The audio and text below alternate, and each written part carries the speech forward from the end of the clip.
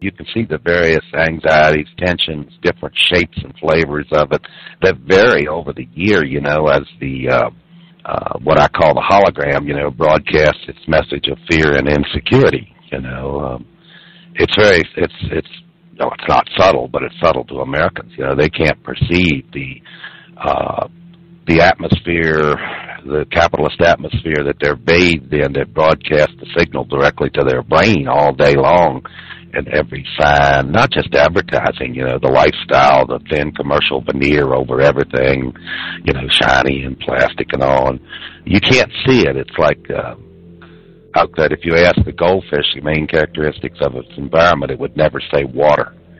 And that's the way people are in America. They have no idea how their consciousness has been mutated by 100 years of capitalism and the last 30 years of intense technology applied to that. We live inside this holographic world that is nothing like the other two-thirds of the world. It certainly isn't connected with nature. But the thing about it is that the system that we've created, which is a malignant system, that you'd have to call it malignant when you look at it in the total perspective. Here we are, 6% of the world. We use 36% of its resources. I count water and air, by the way. Most of those counts don't do that. But everybody is a willing prisoner. And that's why I say it's a Stockholm syndrome of the soul. They're willing prisoners. They identify with their captors. Capitalism is an extractive process. It's a faceless machine that exists for one reason, to extract from you production and profit, and as citizens, people have been reduced, most people have been reduced to a market demographic. They're consumers. They're not citizens, In no way are they citizens. No matter how active they are within the system is the problem. But they're prisoners of it. They don't even see that it owns their souls, that the very things they see as solutions are also part of it. Buy green, do this. Capitalism offers you, it co-opts everything and offers it as a product, a consumer identity.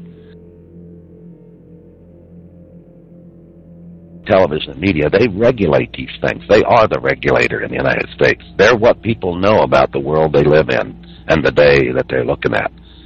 They don't know what you see, what you understand on ayahuasca, or what you understand in a lonely fishing boat out in the Caribbean. They'll never know, And in that sense, they live inside of, it's a horribly mechanistic. The Matrix looks more true to me every day. I think you find the answer by looking right what's in front of your nose. It's too easy to go flitting off about the Bilderbergers and all that stuff. If human beings don't participate, it doesn't exist. You see what I mean? If 1 million people didn't pay their taxes this year, believe me, that's a revolution. Boy, they can't put 1 million people in prison. What are they going to do? They wouldn't anyway. They'd try to keep it quiet that nobody was paying. But that would wreck everything. It would stop the whole machine. But, again, the Stockholm syndrome of the soul, what happens if I don't pay my taxes? Well, I don't know. I pay mine because my fear is great of these people. Of the institutions. The people are just little gears in it, demonizing. Even George Bush. He's just an idiot. It's just the idiot that reflects us.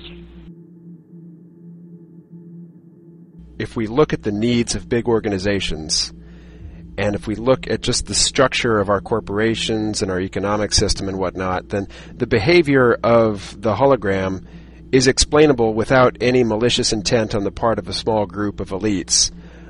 And, Occam's razor would have us just eliminate the small group of scheming elites because their participation is not necessary to get the effects that we see.